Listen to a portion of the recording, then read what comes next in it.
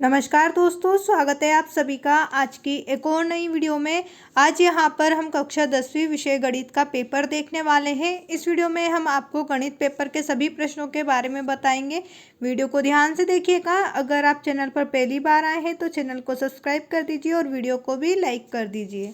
चलिए शुरू करते हैं। प्री बोर्ड परीक्षा 2026 विषय गणित कक्षा 10वीं का पेपर है।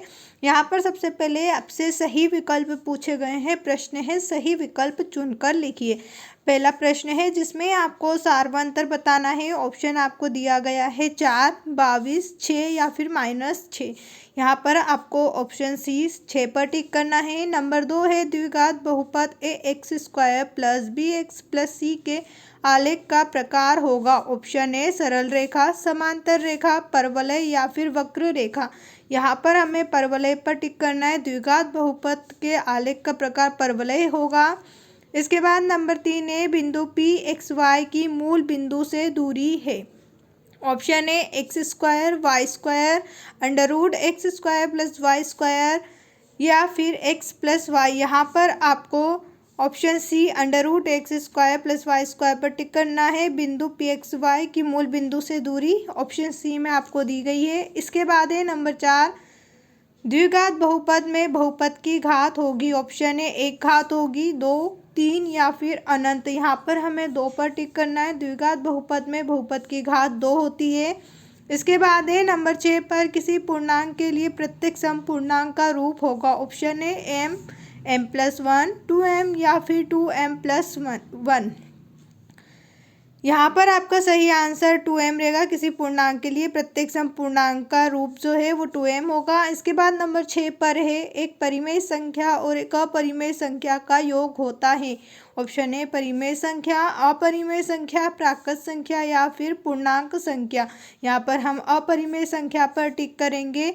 एक परिमेय संख्या और एक अपरिमेय संख्या का योग अपरिमेय संख्या होता है। इसके बाद है अगला प्रश्न, प्रश्न नंबर 2। यहाँ पर आपको रिक्त स्थान दिए गए हैं, रिक्त स्थान की पूर्ति करना है। तो चलिए इन सभी रिक्त स्थानों के आंसर को भी हम देख लेते हैं।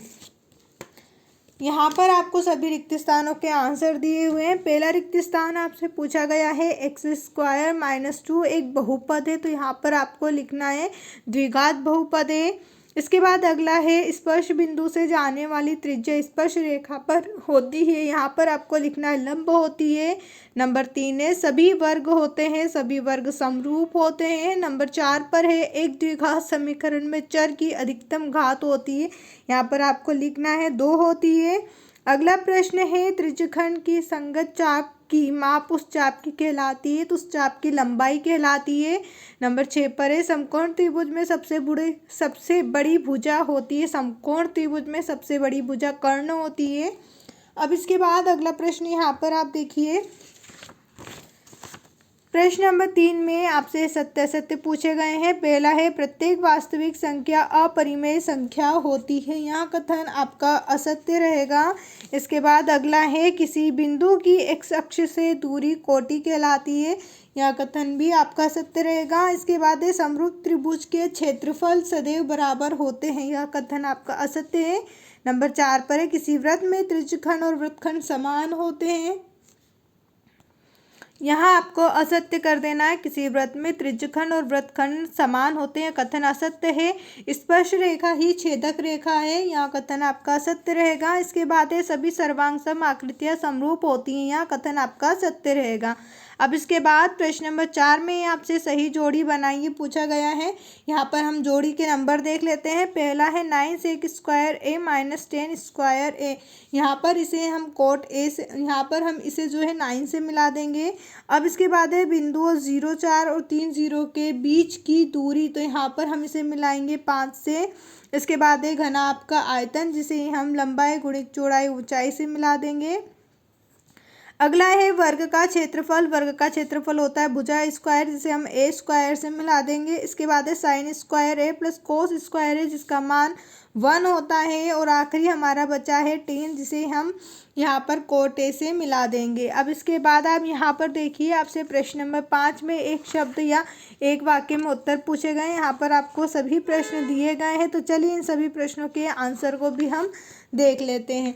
यहाँ पर आपसे पहला प्रश्न पूछा गया है, पाइथागोरस प्रमेय का सूत्र लिखिए। पाइथागोरस प्रमेय का सूत्र आपको लिखना है, कर्ण का वर्ग बराबर आधार का वर्ग प्लस लंब का वर्ग। इसके बाद अगला प्रश्न है, पासे को एक बार फेंकने पर संख्या 8 प्राप्त करने की प्रायिकता क्या होगी। यहाँ पर आपको 0 लिखना है, 0 होगी। इसके बाद एक सिक्के को एक बार उछालने पर संभव परिणाम की संख्या लिखिए, तो एक सिक्के को एक बार उछालने की संभव परिणाम संख्या 2 होगी। सर्वाधिक बारंबारता वाला वर्ग क्या कहलाता है, तो सर्वाधिक बारंबारता वाला वर्ग बहुलक कहलाता है। इसके बाद एक असंभव घटना की प्रायिकता क्या होगी, एक असंभव घटना की प्रायिकता 0 होगी। मूल बिंदु के निर्देशांक आपसे पूछे, यहाँ पर आपको 0 0 लिख देना है। अब इसके बाद हम अगले प्रश्न की बात करें, तो यहाँ पर आपसे 2 नंबर वाले प्रश्न पूछे जाएंगे। प्रश्न नंबर 6 है, असंभव घटना को परिभाषित कीजिए अथवा में प्रारंभिक घटना को परिभाषित कीजिए। प्रश्न नंबर 7 में आपको द्विघात बहुपद के शून्य ज्ञात करना है। उसके अथवा में 10 और 250 के बीच में 4 कितने गुणज हैं। प्रश्न नंबर 8 है, आधारभूत समानुपातिक प्रमेय का कथन लिखिए अथवा में आपको अगले 2 पद ज्ञात करना है। नंबर 9 है, निम्न रैखिक समीकरण युग्मक को विलोपन विधि से हल करना है। उसी के अथवा में आपको दूसरा समीकरण दिया हुआ है जिसे विलोपन विधि से हल करना है। ये क्वेश्चन आपका मोस्ट टाइम पे लेता है, क्योंकि ये हमेशा हर एग्जाम में आपसे पूछा जाता है। ये सभी प्रश्न आपके 2 नंबर में पूछे गए थे। अब इसके बाद यहाँ पर आप देखिए, अगला प्रश्न यहाँ आपको दिया हुआ है। प्रश्न नंबर 10 है, बिंदु P 4 6 और 6 8 के बीच की दूरी आपको ज्ञात करना है। उसके अथवा में बिंदु AB और A माइनस B के मध्य बिंदु ज्ञात कीजिए। इस प्रकार यहाँ पर आपको सभी प्रश्न दिए हुए हैं। यहाँ पर इसके बाद आपसे यहाँ 3 नंबर वाले प्रश्न भी पूछे जाएंगे। ये सभी प्रश्न भी आपको यहाँ पर दिए हुए हैं, आप चाहें तो इन प्रश्नों का स्क्रीनशॉट ले सकते हैं। इसके बाद यहाँ पर आपको प्रश्न नंबर 19वां दिया हुआ है। प्रश्न नंबर 20 आपको यहाँ पर दिया हुआ है। आप इस प्रश्न में से जिसका भी आंसर चाहते हैं मुझे कमेंट करके बता सकते हैं। हम आपको उस प्रश्न का आंसर अपने टेलीग्राम चैनल पर बताएंगे। टेलीग्राम चैनल ज्वाइन करने के लिए मैंने आपको नीचे डिस्क्रिप्शन में लिंक दी हुई है, जहाँ से आप हमारे टेलीग्राम चैनल को ज्वाइन कर सकते हैं। और साथ में अगर अभी तक आपने हमारे इस चैनल को सब्सक्राइब नहीं किया है तो चैनल को भी सब्सक्राइब कर दीजिए और इस वीडियो को भी लाइक करके अपने सभी दोस्तों के साथ भी शेयर कर दीजिए।